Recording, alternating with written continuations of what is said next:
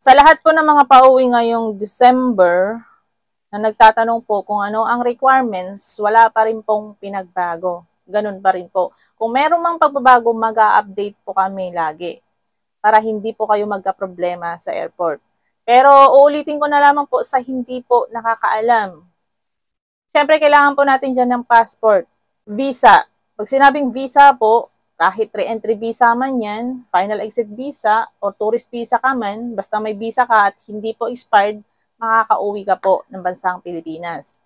Siyempre, kailangan natin, hindi po natin nakakalimutan yung e-travel, sakit ng ulo daw, sabi ng mga OFW. E-travel QR code. Pero dahil matagal ng issue ang e-travel, hindi na po yan hinahanap sa airport kasi makikita po nila yan sa system.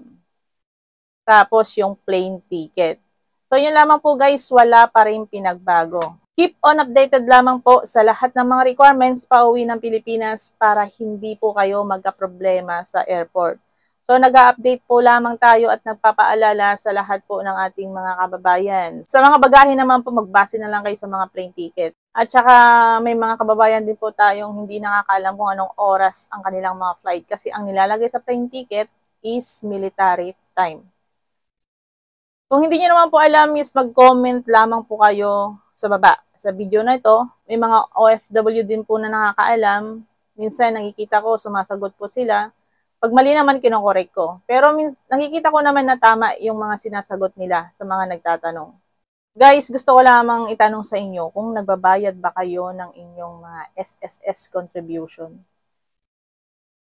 Sa mga OFW kasi, hindi naman mandatory ang SSS sa paghulog.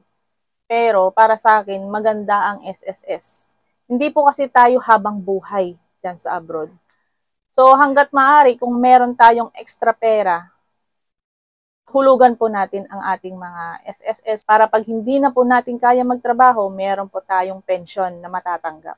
Kung makikita nyo guys sa Pilipinas, may mga matatanda, 60 years old, 70 years old, nagtatrabaho pa rin sila. Wala silang hinto kakatrabaho. Kasi may mga anak na hindi man lang nila sinusuportahan ang kanilang mga magulang. Hindi naman obligasyon ng anak na palitan yung mga ginawa sa yung ng nanay mo nung bata ka pa, tulad ng pagpapaaral, pagpapaalaga. Pero pag hindi na kaya ng ating mga magulang dahil pagod na ang kanilang mga katawan sa kakatrabaho, kailangan natin ito silang suportahan.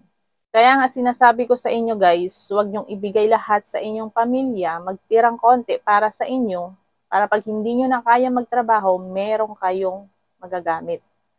At kung may mga ekstrang pera po kayo, pwede nyong ihulog sa mga SSS o kaya kumuha kayo ng insurance. Para pag edad nyo ng 60 o 65, hindi nyo na kailangan magtrabaho, meron kayong monthly pension na natatanggap. Hindi naman natin kailangan ng maraming pera o maging mayaman. Gusto lang nating maging komportable sa buhay. Maraming pinapalabas sa social media na ang tagal-tagal niya nang naging OFW. Pero palaboy-laboy sa daan. Kung may mga konting pera kayo, hindi naman siguro mabigat yung 1,000 kas kung isa kang OFW. Bayaran nyo po ang inyong mga SSS. Pwede naman kayong magbayad online. Mag-create lang kayo ng PRN. Tapos pwede kayong magbayad through to GCash. Sa mga gumagamit naman po ng GCash, huwag po kayong mag-ipon ng pera sa GCash ha. Kasi pag nasa abroad kayo, ang inyong mga SIM card, nawawalan ng signal yan. Pag binuksan mo pa naman yung GCash mo, kailangan ng OTP.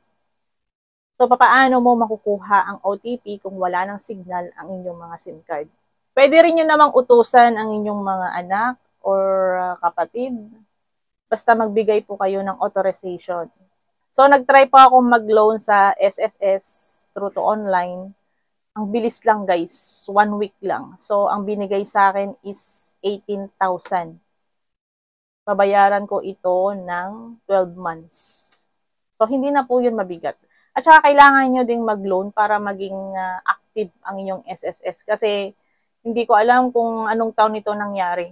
Merong isang nagreklamo na hindi siya naglo-loan. Akala niya safe yung SSS niya. Makita lang niya, verify niya, may nag-loan ng ibang tao. Kahit magtabi lang kayo ng konti para sa inyo. Para pagtanda nyo, hindi nyo na kailangan pang magtrabaho. Mahirap po ang walang trabaho sa Pilipinas. Para kang kawawa. Mas lalong mahirap po pag wala kang pera.